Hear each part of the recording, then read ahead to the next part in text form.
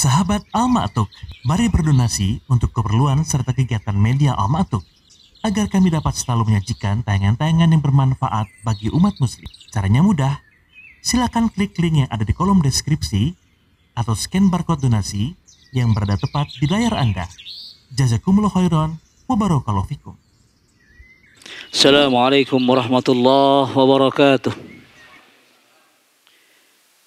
Innal hamdalillah nahmaduhu wa nasta'inuhu wa nastaghfiruh wa natubu ilaihi wa na'udzu billahi min shururi anfusina wa sayyiati a'malina.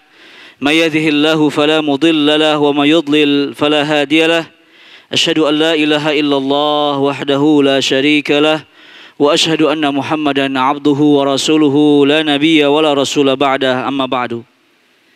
Kaum muslimin yang dirahmati oleh Allah Subhanahu wa taala, melanjutkan pembacaan kitab Hadis Riyadhus Shalihin, masih dalam bab karahiyati tamannil mauti bisababi dhurrin nazala bihi wala ba'sa bihi li khaufil fitnati fid din. Bab dibencinya seseorang berharap kematian saat ditimpa oleh musibah atau sesuatu yang menjadi ujian baginya, dan tidak mengapa diperbolehkan seseorang berharap kematian jika dia takut terkena fitnah dalam agama ini. Hadis yang akan dibacakan adalah hadis terakhir dari bab ini. Wa an Qais ibn Abi Hazim annahu qala dakhalna ala Khabbab ibn Arat radhiyallahu ta'ala anhu na'uduh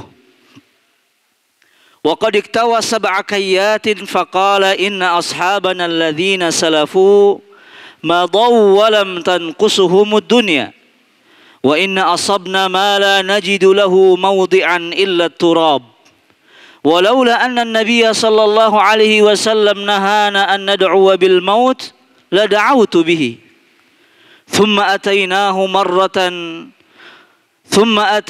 marratan ukhra wa huwa yabni ha'itan lahu faqala innal muslima la yu'jaru fi kulli shay'in yunfiquhu illa fi shay'in yaj'aluhu fi hadha turab. Muttafaqun alaih. Hadis yang diriwayatkan oleh Qais ibn Abi Hazim menceritakan kisahnya saat mengunjungi Khabbab ibn Arat dalam keadaan sakit. Kalau kita belajar sejarah, Khabbab ibn Arat adalah sahabat yang awal-awal sekali masuk Islam. Pekerjaan beliau radhiyallahu taala anhu adalah pandai besi. Beliau radhiyallahu taala anhu memiliki pekerjaan membuat peralatan senjata, pekakas rumah. Sampai akhirnya beliau masuk Islam dan beliau disiksa dengan apa yang beliau kerjakan. Kaum musyrikin mengikatnya dengan rantai yang ia buat sendiri. Beliau ditempelkan besi-besi panas di seluruh tubuhnya. Sehingga dalam sebuah riwayat Khabbab ibn Arat pernah mendatangi Nabi SAW karena cobaan yang begitu berat. Wahai Rasulullah, tidakkah engkau berdoa kepada Allah untuk meringankan azab kami, untuk meringankan cobaan kami? Nabi SAW pun menenangkan para sahabat. Tahukah kalian sebelumnya ada orang-orang yang bertahan di jalan iman, walaupun mereka dilepaskan setiap tulang dan daging dari tubuhnya, mereka tetap memilih jalan Allah Subhanahu wa ta'ala.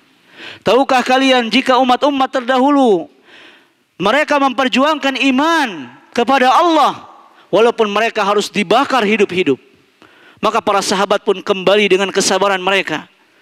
Maka orang-orang yang masuk Islam di awal-awal keislaman sangatlah berat. Yang mana Nabi SAW pada saat itu beliau fokus dakwahnya kepada para pembesar-pembesar. Karena jika kiranya nanti para pembesar ini dapat membela sahabat-sahabat yang kecil, dapat membela sahabat-sahabat yang mana mereka tidak memiliki kekayaan, tidak memiliki kedudukan di hadapan orang-orang kafir Quraisy, maka ahli sirah mengatakan hikmah di balik Abu Talib tidak masuk Islam, walaupun ia tidak masuk Islam dan dijanjikan neraka yang paling ringan, tetapi ada faidah yang dapat kita ambil. Kenapa Ali bin Abi Talib sampai akhir hayatnya menjadi kafir? Karena Abi Talib pada saat itu adalah benteng dari dakwah Nabi SAW. Kalau seandainya Abu Talib masuk Islam, maka dia akan mendapatkan siksaan sebagaimana siksaan para sahabat yang lainnya. Maka orang-orang kafir Quraisy tidak akan lagi segan dengan Abu Talib. Maka Abu Talib dibiarkan kafir untuk menjaga Nabi Shallallahu Alaihi Wasallam, karena mereka hanya segan menghormati dan menghargai orang-orang yang memiliki kedudukan. Maka karena Abu Talib ini masih memiliki kedudukan di antara kaumnya, masih beragama kafir, tetapi ini menjadi manfaat bagi Rasulullah. Karena jika seandainya Abu Talib masuk Islam di awal-awal dakwah Nabi Shallallahu Alaihi Wasallam, tentunya Abu Talib pun akan sama mendapatkan siksaan dari kafir Quraisy dan mungkin cobaan kepada sahabat jauh lebih besar. Maka Khabbab ibn Arat demikian, ia diuji oleh Allah Subhanahu wa taala dengan ujian yang bertubi-tubi. Tidak sedikit di antara para sahabat mengeluhkan itu. Maka ada bab tidak bolehnya meminta kematian. Bayangkan mereka pernah tidak makan berbulan-bulan. Kalau kita sekarang misalnya, qadarullah wa syaa fa'al, keuangan pesantren kita sedang tidak baik-baik saja. Maka pada kesempatan hari ini kami sebagai pimpinan ingin mengumumkan, dari sebagian gaji yang antum miliki akan dipotong 80%. Oh, satu persatu sudah mempersiapkan surat kepulangannya. Satu persatu sudah mulai membuat opini-opini. Kenapa dipotong 80? Kenapa 70? Ini hal yang biasa, bukan lagi hal yang tabu. Dahulu para sahabat bukan uang yang mereka uji, bukan, tetapi harta dan nyawa mereka. Nabi SAW di masa-masa awal Islam melihat keluarga Yasir dibunuh, disiksa. Sahabat-sahabat Nabi yang mana mereka dibilas tubuhnya di padang pasir, diletakkan batu yang sangat panas. Tapi mereka tetap mengetahui bahwasannya dunia ini hanyalah sementara. Makanya Nabi mengatakan, la yatamanna ahadukumul maut, jangan berharap kematian dulu. Idza imma muhsinan falahu yazdad. Kalau kita berbuat baik, maka insya Allah pahalanya akan banyak. Ini pun terjadi ternyata kepada Khabbab. Saat itu beliau sedang sakit. Kemudian Qais ibn Abi Hazim menjenguknya. Wa qad iktawa sab'a kayat. Dan ternyata di tubuhnya Khabbab itu ada bekas kai. Kai itu termasuk pengobatan dengan besi. Dan ini diperbolehkan tetapi makruh. Jadi kai itu berguna seperti besi panas yang digunakan untuk merangsang kembali darah-darah atau apa namanya, Pak Arif, ada penyakit yang kalau kita lihat di kaki orang hitam-hitam berputar-putar urat, itu namanya apa? Apa namanya? Ada suka urat muter di sini hitam, bukan eksim, varises. Itu cara mengobatinya gimana? Disuntik kemudian nanti lurus sendiri. Kemudian stroke juga sama. Ya, aliran darah tidak lancar, kemudian ada pembuluh-pembuluh yang membeku dan sebagainya. Nah, kai ini besi dipanaskan, panas sekali, kemudian ditempel di kaki. Maka urat-urat itu seketika langsung apa? Langsung lurus, pegel-pegel nih. Wah, besi langsung apa? Uratnya kembali sempurna. Boleh tetapi makruh. Dalam hadis Imran ibn Husain, Rasulullah SAW ketika mengatakan 70.000 golongan yang masuk surga tanpa hisab dan adab, kemudian Rasulullah masuk ke dalam rumah, para sahabat memprediksi kira-kira siapa 70.000 itu. Ada yang mengatakan orang-orang yang masuk Islam pertama, ada yang mengatakan mungkin mereka yang meninggal sebelum dilahirkan dan sebagainya. Rasulullah keluar dan mengatakan 70 tiket surga tanpa hisab dan adab itu akan diperoleh oleh orang humul ladzina la yastarqun wa la yaktawun wa la yatatayyarun wa ala rabbihim yatawakkalun. Orang-orang yang tidak pernah meminta ruqyah. Jadi ruqyah diperbolehkan, tapi alangkah baiknya tidak meminta. Misalnya, awak teh asa tegenah ya masih gaya jinan teh na tongong teh. Datang ke Ustaz Zainal tolong bacakan ayat kursi agar jinnya keluar. Jadi tidak meminta. Kalau bisa ruqyah sendiri, baca ayat kursi sendiri, tidak usah meminta orang. Kecuali antum sudah berubah jadi singa, aing mau. Nah, ini harus dipanggil ruqyah karena sudah hilang kesadaran. Tapi kalau sepertinya kayak ada jin sebelah sini, asa nuna rempel, datang kepada ustadz minta diruqyah, makruh. Ruqyah sendiri. Wala yatatayyarun, tidak bertatoyur. Poe ieu mah aya kupu-kupu teh badag euy. Sigana Syekh Kuwait ieu mah yeuh mawa. Tatoyur. Datang di kantor ada kupu-kupu besar. Sigana aya tamu Kuwait ieu gede ieu mah yeuh milikna. Tatoyur. Ya, sama seperti orang mengatakan, "Poe ieu mah asa cedeum, can mandi maneh." Itu tatayur juga.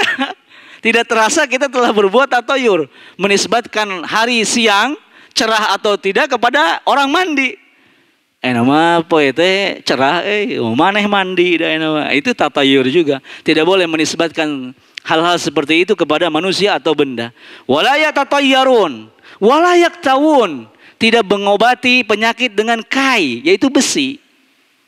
Enggak boleh. Karena ada hadis lain yang mengatakan tidak boleh menggunakan pengobatan dengan api dan tidak boleh mengazab dengan api kecuali Rabb api, yaitu siapa? Allah Subhanahu wa taala. Wa ala rabbihim yatawakkalun, dan golongan keempat adalah orang yang bertawakal. Tapi kenapa Khabbab ini melakukan kai bahkan 7, bekasnya 7?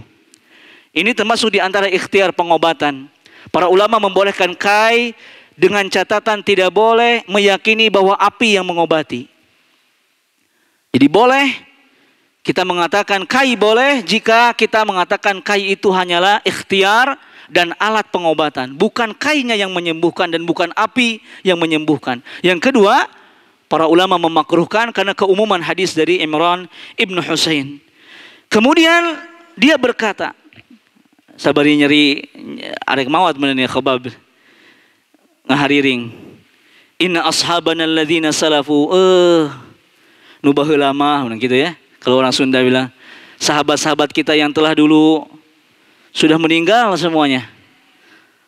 Dan mereka tidak menikmati kehidupan dunia. Karena sahabat itu punya prinsip semakin kaya, takutnya jatah di akhirat semakin sedikit. Kalau kita mari perkaya diri kita di akhirat nanti saja. Kalau sahabat menolak kaya karena takut kalau dia kaya nanti apa? Kenikmatan surganya dikurangi karena sudah diambil jatahnya di dunia. Jadi mereka berusaha untuk berlepas. Seperti Abdurrahman bin Auf pernah ingin menghabiskan kekayaannya. Di saat itu kota Madinah ditimpa dengan musibah, wabah, hama yang menimpa ke kurma-kurma mereka. Sehingga kurma mereka busuk dan tidak bisa dimakan. Kemudian rugilah warga Madinah. Abdullah bin Auf bilang, saya beli semua, gak usah takut rugi, saya beli yang busuk-busuk itu. Ya, setelah beberapa hari kemudian datang dari negeri luar sana, dari Irak, dari Iran, orang mencari kurma busuk, obat penyakit di Irak, dibeli berlipat-lipat harganya. Lari dari kekayaan malah tambah kaya. Namun orang mah lain, sieun miskin, ya kan? Ada yang gagal ini kemarin di Sukabumi Muamalah, salah order fiktif, ya kan? Ada tuh order fiktif, beli ini, dibeli emong, atau dibeli karunya, ya kan? Kalau Abdurrahman bin Auf tidak, beli saja. Ternyata Allah gantikan, justru kurma busuk itu harganya malah berlipat. Jadi keuntungannya apa? Makin banyak. Maka larilah dari kekayaan, insya Allah antum akan menjadi kaya. Ya, jangan takut miskin. Orang-orang terdahulu mereka meninggal dan tidak mendapatkan dunia. Wa inna asabna ma la najidu lahu mawdi'an illa turab. Dan kita sekarang diuji oleh Allah tidak punya kekayaan kecuali dinding ini. Walau anna nabiyya nahana an nad'a bil maut. Kalaulah saja Nabi tidak melarang untuk berdoa meminta kematian, aku sudah minta mati saat ini. Itu saking penyakit iya, miskin iya, tidak ada yang bisa dipakai untuk hidup. Kalaulah boleh aku meminta kematian, aku akan meminta kematian. Tapi teringat suatu hari aku datang kepada Nabi dan beliau sedang mendirikan satu dinding rumahnya. Kemudian beliau bersabda, sungguh seorang muslim akan diberikan pahala dari harta yang ia infakkan, kecuali apa yang dia bangun untuk dinding ini. Ini hadis termasuk hadis yang perlu pensyarah. Di antaranya adalah kalau kita membuat rumah, buatlah rumah secukupnya. Misalnya kita punya budget 400 juta. Rumah kita kalau kita buat ternyata budgetnya 350. Saya sakenya budget berapa? 50 juta. Bikinlah taman, bikin pancuran, bikin gerbang. Padahal kita nggak butuh-butuh amat. Karena kita mau menghabiskan apa nih? 50 juta. Maka kata Nabi SAW, yang akan diberikan pahala yang kita gunakan secukupnya. Adapun yang berlebih, kan ada rumah yang dibikin atapnya begini, kurang begini, digiekeun deui, pantona kieu hang diputer, pokoknya mah meyakeun duit. Maka yang digunakan secara berlebih itu, maka itu tidak bernilai pahala kecuali karena kebutuhan. Kemudian dalam hadis ini juga ada faidah, kalau kita punya kelebihan harta, bagikan dengan orang yang membutuhkan. Sejatinya para sahabat demikian. Mereka menginfakkan harta mereka berbagi dengan sahabat-sahabat yang lain. Kemudian jangan terpedaya dengan kekayaan dunia. Bisa jadi orang yang paling kaya di sisi kita, dia adalah orang yang paling miskin di akhirat nanti. Dan bisa jadi orang yang miskin di antara kita, kelak dia memiliki kekayaan yang banyak di akhirat nanti. Kemudian kita tahu pada hari ini, saya yakin ada yang memiliki hutang, ada yang memiliki tunggakan, liur ya tanggal berapa ya? 20 tanggal berat karena gajian lila, subhanallah ya, napas mulai tersenggol-senggol ya, harus masak misalnya, yang sedang dikeluhkan lagi happening banget ya. Kemudian unggal poe asa bawa tarasi wae ya kan. Oh ternyata makannya seminggu terasi, seminggu ikan asin, sedang susah-susahnya. Jangan takut. Kita pernah mendapatkan kenikmatan dan kita lupa bersyukur. Kini Allah Subhanahu wa taala menguji kita dengan kekurangan, maka kita harus dekat dengan Allah. Terkadang kekurangan ini mendekatkan kita kepada Allah jauh lebih dekat. Ari balangsak mata tahajud oge semangat. Ya Allah. Ya Allah. Ai keur butuh mah ya Rabbi ya Karim. Tika ceurik. Keur boga duit mah poho. Allah suka dengan hambanya yang mengiba, menangis, merintih. Bisa jadi kita sampai akhir hayat dalam keadaan kesedihan karena Allah ingin melihat kebahagiaan saat ia berjumpa dengan kita. Kemudian faedah yang berikutnya, segala cobaan di dunia ini semata-mata adalah karunia Allah Subhanahu wa taala. Ada yang sedang diuji oleh penyakit, ada yang diuji yang mungkin belum mendapatkan keturunan. Dia malu jika ditanya kapan punya anak. Ada yang diuji dengan belum menikah. Ya raha atuh. Kaundangan wae, ari ngondang henteu, diuji terus, tidak masalah. Perkataan manusia itu hanyalah 1 kali 2 kali, tetapi kalau kita tidak memiliki anak tetapi kita terus meminta anak kepada Allah, maka Allah jauh lebih menikmati, mencintai orang-orang yang senantiasa mengiba kepadanya. Bisa saja kalau ada anak, akhirnya ke masjid henteu, jalan-jalan wae ka pantai jeung budakna, hayo we ngasuh budakna. Betul tidak? Kalau dia tidak ada anak, dia semangat meminta, kemudian dia mengiba. Begitu juga kita yang belum punya rumah. Ulah wakacung dah loba itu. Yang belum punya rumah, meminta setiap hari, ya Allah berikan rumah. Ya 40 kali 40, 40 kali 45, 60 kali 60, meminta kepada Allah. Tika ayeuna akhir tahun sibuk dengan kontrakan. Kontrakan ieu eueuh pantoan. Aya panto tukang, panto jero, pabelit. Neangan ka ditu ka dia. Insya Allah kalau kita tidak punya rumah di dunia, insya Allah Allah bangunkan rumah di akhirat. Jangan takut dengan kehidupan dunia, karena dunia ini hanya sementara. Dan ditutup dengan hadis Nabi SAW, datang seorang penduduk neraka, diazab di neraka dengan ribuan tahun. Kemudian Allah angkat setelah dosanya habis, Allah masukkan ke dalam surga. Allah berikan nikmat. Ketika satu hari di surga, Allah katakan, ceritakan kepadaku bagaimana rasanya neraka. Apa kata hamba tersebut? Aku sudah lupa bagaimana rasanya neraka. Ribuan tahun di neraka, diazab, satu hari di surga hilang. Di dalam riwayat yang lain, seorang hamba diuji oleh Allah di masa hidupnya susah. Kemudian dimasukkan ke surga, ditanya, apa yang kau rasakan selama hidup di dunia? Poho kumahanya dunia. Karena saking nikmatnya surga. Antum semua kalau sudah menginjakkan kaki di surga, tidak akan lagi pernah ingat bagaimana pedihnya hidup di dunia. Yang rugi adalah di dunia sengsara, di akhirat masuk neraka. Itulah yang rugi. Semoga Allah Subhanahu wa taala memberikan kesabaran kepada kita, memberikan pahala dalam setiap ikhtiar dan juga usaha kita. Semoga Allah mencukupkan kehidupan kita dan Allah mengumpulkan kita semua yang hadir di majlis ini di surganya. Amin ya rabbal alamin. Subhanakallahumma wa bihamdika asyhadu an la ilaha illa anta astaghfiruka wa atubu ilaik. Wassalamualaikum warahmatullahi wabarakatuh. Sahabat Al-Ma'tuk, mari berdonasi untuk keperluan serta kegiatan media Al-Ma'tuk agar kami dapat selalu menyajikan tayangan-tayangan yang bermanfaat bagi umat muslim. Caranya mudah. Silakan klik link yang ada di kolom deskripsi atau scan barcode donasi yang berada tepat di layar Anda. Jazakumullah khairan wa barakallahu fikum.